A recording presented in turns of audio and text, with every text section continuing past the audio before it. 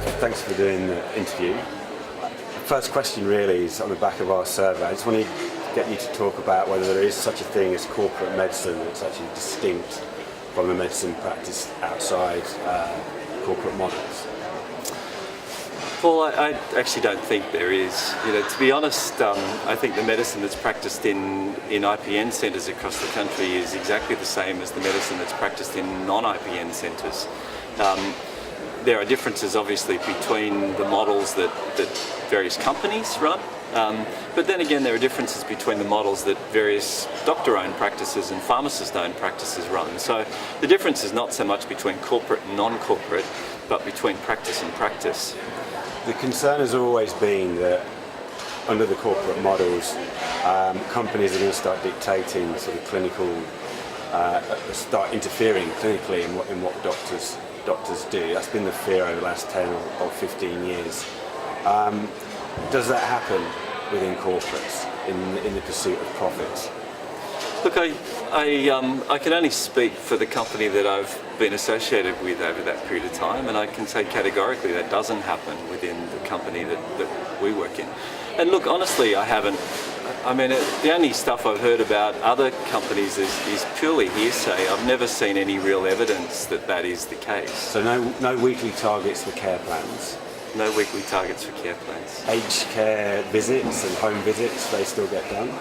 They do, yes. No targets for anything. Our practices, we don't have a one-size-fits-all model. The practices vary from practice to practice, just like any other general practice would, and the interests of the doctors in those practices drive it.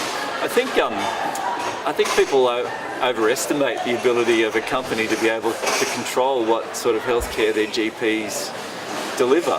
From our perspective, we are a services provider to GPs, and we provide facilities for GPs, and what we're trying to do is to attract them to stay. The vast bulk of our GPs are free to leave. They have no restraints, they have no long-term contracts, they're paid a percentage like everybody else. Just like any practice owner, if we were to try and enforce our particular way of doing things on them, that would really unsettle them, and a percentage of them would leave. It would have an impact on the business that doesn't make any sense. The original, when this debate cropped up 10, 15 years ago, was that corporates are going to take over wholesale general practice. Could you tell us where you are now in terms of the number of doctors working under corporate arrangements, and what you see the future to be? Are corporate models likely to expand across the profession? Well, look, we've grown quite a bit, and our market share's increased quite a bit over the last little while. We're the largest GP group now by quite a big margin. How many GPs? We have about 1,600 GPs. Now, last year we put through 10 million consultations through our practices. So to give you some idea of what that means, on the Medicare says that there's about 123 million a year, so we're trying 124 million, something like that sort of number. So if you work that out, it's about 8.2% of the market. So that's 12 years of growing for IPN to get to 8.2% of the market. So if you put together the others, Primary, HealthScope, there's a few smaller groups, Medical One, TriStar, and then sort of going down to the next level down. Even if you put all of those together, you're probably not far over 20% of the total GP market. And look, honestly, I think the future is that there will always be doctor-owned practices, and they will be the majority by quite a big margin, would be my view. Why wasn't there the takeover? What was the break on what is the break on an expansion of corporate models? Well, look, I think firstly, for it to work within a group like ours, the practice needs to be a particular size. So it needs to be fairly large for that to be effective.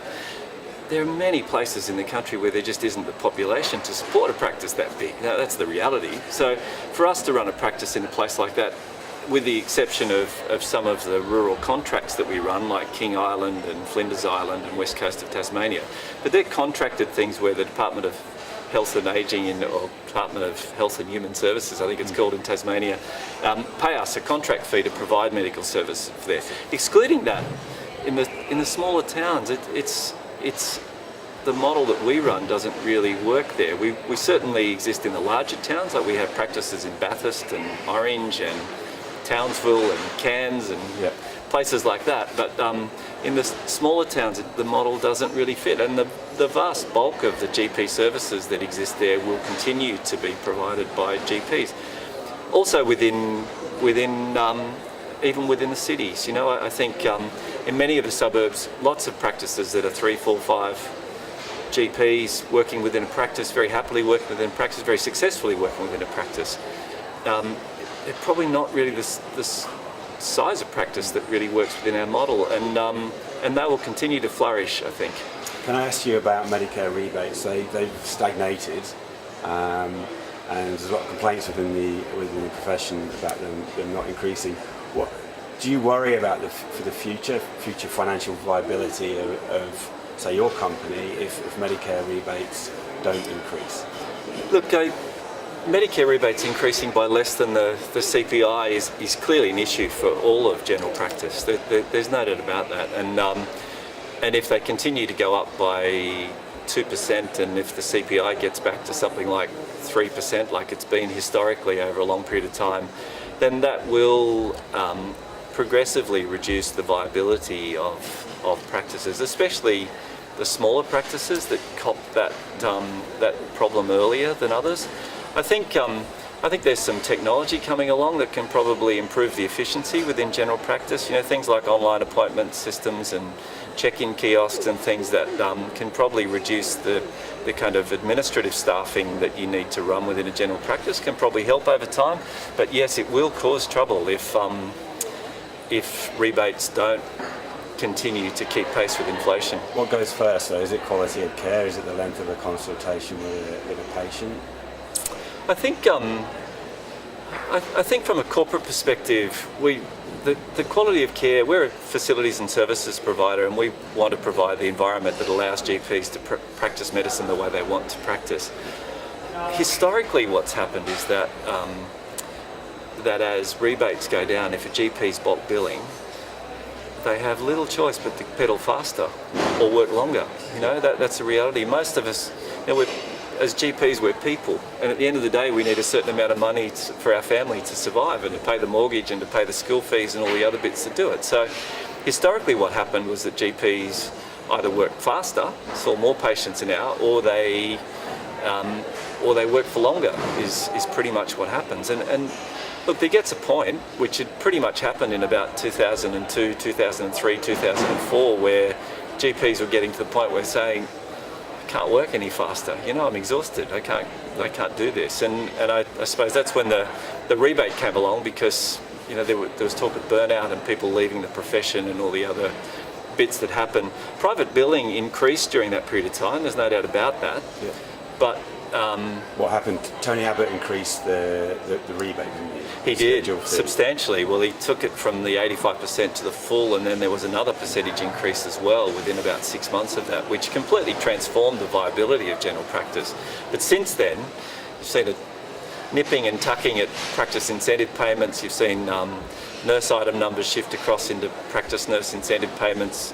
There have been other bits of criteria that have been put in there that have taken funding out of general practice, and the rebate at the same time has been going along at less than the CPI. So you've seen a gradual tightening in funding of general practice progressively over that time. Last question, Malcolm.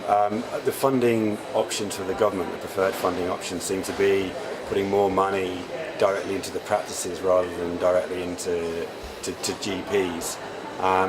Should GPs be worried that the money is going to get absorbed by the practice owners, the corporates, in your case, and not directly and not go to doctors themselves? Look, I think there's some examples recently of this, I guess, is probably the case, and while practices need to be viable, there's no doubt about that, and they've got costs increasing at a faster rate than the CPI, albeit that the GPs have got their home costs increasing by a faster rate than the CPI.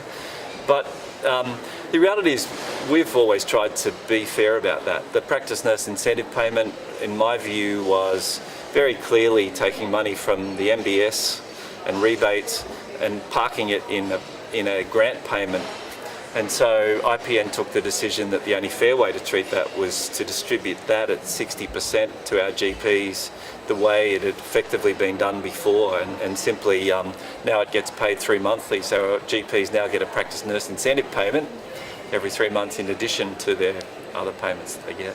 So the other question was after hours. That changes next year. What impact is that going to have when Medicare locals take responsibility and a lot of the funding for after hours goes from the practices to the Medicare locals? Are you still going to be providing after hours care within IPN? Yes, we will still provide after hours care within IPN. That's the intention anyway.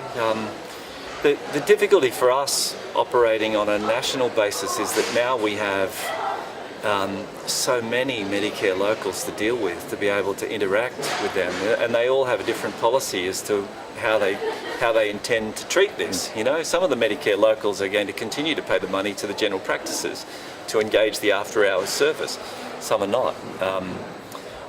Look, it's going to become a financial burden to general practice if it goes like that. You know, there's a few unknowns in that process. You know, a change of government would probably see that suddenly change direction. So certainly that's the stated ambition of the coalition. So I'm not really sure how that will all pan out. From our perspective though, I mean, the way it stands at the moment, all our practices are accredited, and for them we're keen about accreditation, and accreditation standards are, for a large group like ours, pretty important. I wouldn't like to see those go, albeit that accreditation with the after hours payments gone starts to become a bit more of a line ball issue from a financial perspective. But I think probably at the end of the day we would continue to pay for our after hours care and look at the most efficient way to do that, and try and engage with the Medicare locals to see what sort of funding or what sort of help we could get to continue to provide that service. But you might move away from accreditation, or at least look at that option if the finances don't work out. We haven't really even thought about that. I think if you're a GP working and you own your local practice, accreditation probably to many of them is a bit of a bugbear. You know, it's hard work and it's difficult to get it up, and that every time it comes around they must groan at the workload that comes in trying to do that. For a corporation, for us to be able to maintain standards over many practices where you don't have GP owners within those practices, accreditation to me is essential for us. You know, and you see that in hospital companies like Ramsay's and Healthscope, for example. Same thing, you know, they use that accreditation standard to maintain those standards in their hospitals. Otherwise you don't have as many people locally taking responsibility for that if you don't have that. So I'd be loath to give that up.